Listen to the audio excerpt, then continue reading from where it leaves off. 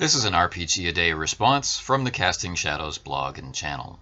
And so, with this video, we have reached the end of our 4th full week for RPG-A-Day. The end is in sight. We are almost there, and these past 4 weeks have been pretty incredible in terms of the amount of participation and the stories and ideas and commentary shared about our hobby.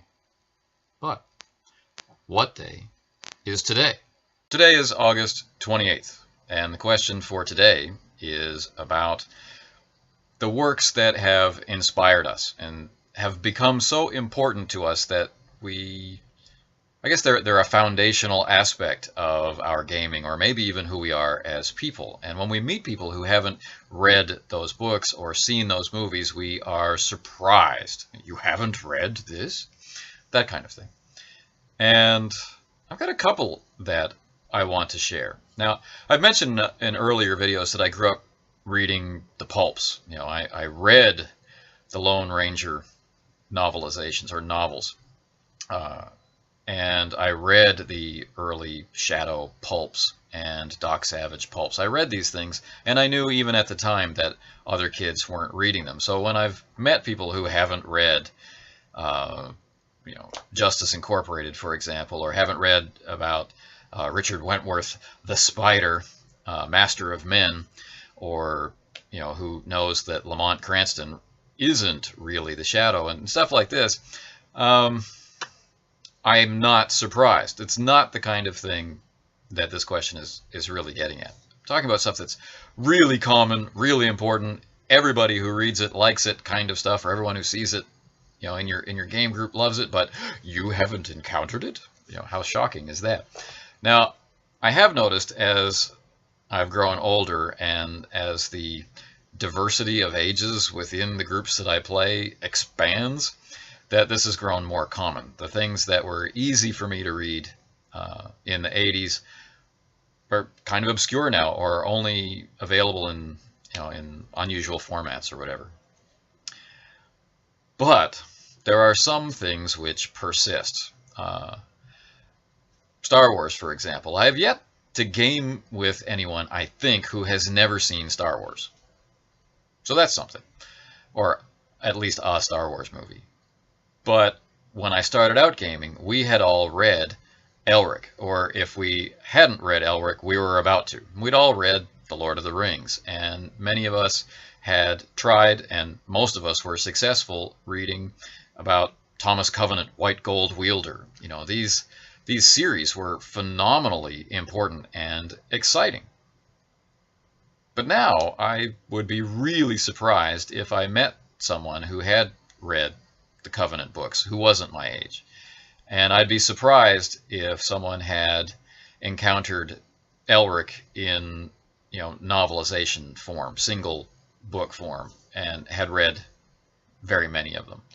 I think Elric is probably much more known than Thomas Covenant still, and yet I find that my expectation that people have read them has decreased.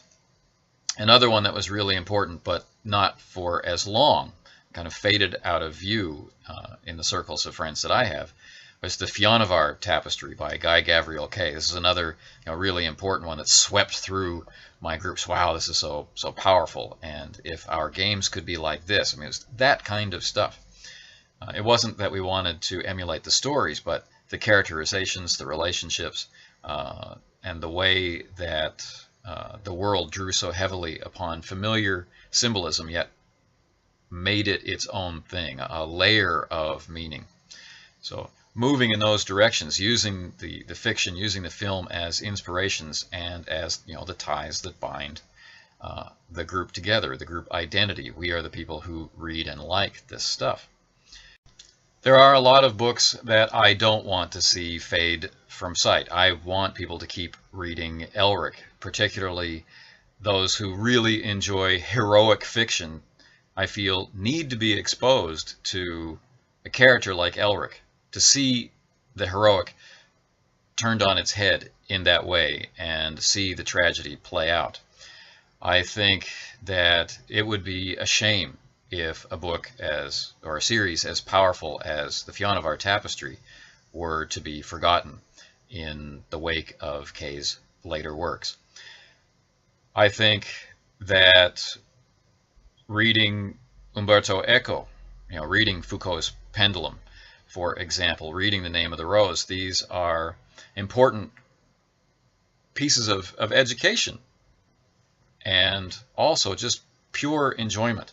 The beauty of the words on the page. We are, after all, a hobby tied inextricably to language in motion, and seeing such mastery of it and seeing the careful unfolding of story, well, we can all benefit from that.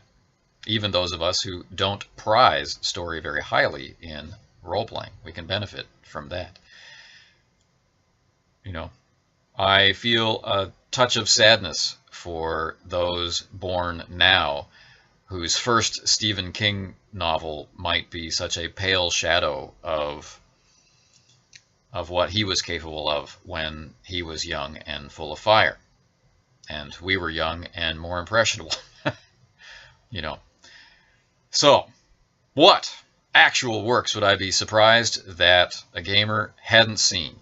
I would like to say the Recluse series, which began with The Magic of Recluse by L.E. Modesett Jr. This is far and away the most satisfying, practical, serious fantasy series that I've been exposed to. It's just fantastic. But I can't say that because I meet so few people who have read it, even though it's readily available. The publisher and the fans simply aren't talking about it in the right circles, although I will keep mentioning it to people. It's a very long series now, with a lot to explore and enjoy. But no, I'm not surprised when people haven't read that. So it's something else, something much more common, something which has survived longer. It's beyond the confines of our group, so that you have more avenues of being exposed to it. What is I'm going to use books rather than film. What is the book or series of books that I think would be surprising to encounter someone who hadn't read? No, I'm not going to choose Game of Thrones, because I'm one of the people that chose not to read it. That's not the kind of fiction that I'm interested in.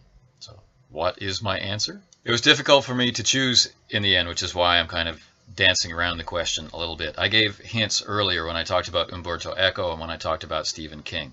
I feel that their contributions to literature that crosses boundaries, crosses interests, is important.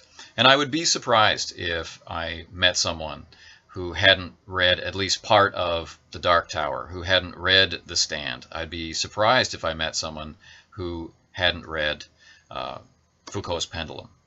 But they're out there, and of course this is going to be a growing gap, as these things always are.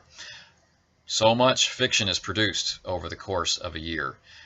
How much of it is remembered? How much good stuff is lost for lack of sharing it? Taking it, reading it yourself, saying, wow, that was awesome, and then never remembering to mention it or pass it on to anyone else.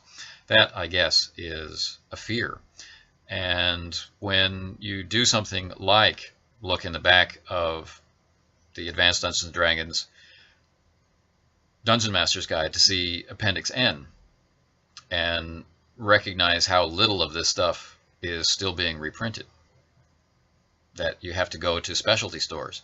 And when you look at other games that followed suit by giving their reading lists and recognize that the films that they cite, the music that they cite, has gone out of print. You have to find it in other ways. You have to hope that there are, bootleg copies available out there on the internet somewhere.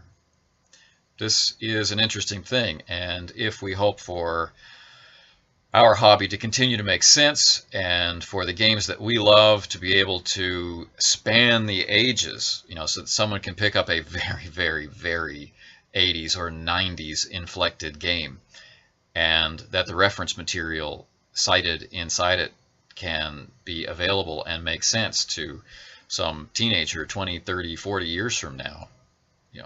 The one thing that we have to do is find out what people haven't read and encourage them to do so.